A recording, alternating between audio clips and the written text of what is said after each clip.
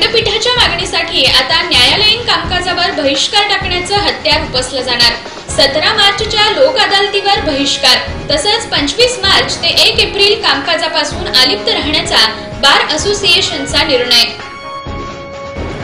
17 तारखेला जे होणारं लोक अदालत आहे त्या लोक अदालतमध्ये सहभाग करू नये अशा पद्धतीचा कळकळीची विनंती सर्व संबंधित पक्षकारांना करण्यात येत आहे। खासदार महाडिकांनी केवळ पदाधिकारीच नव्हे तर जनतेची सुद्धा माफी मागावी, प्राध्यापक संजय मंडलिकांचा टोला।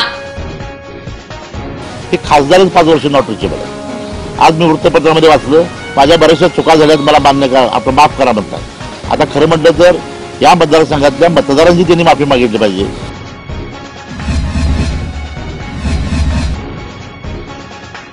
निवडणूक काळातील बेहिशोबी पैशावर राहणार इन्कम टॅक्सची करडी नजर, तक्रारींसाठी 24 तास कक्ष सुरू।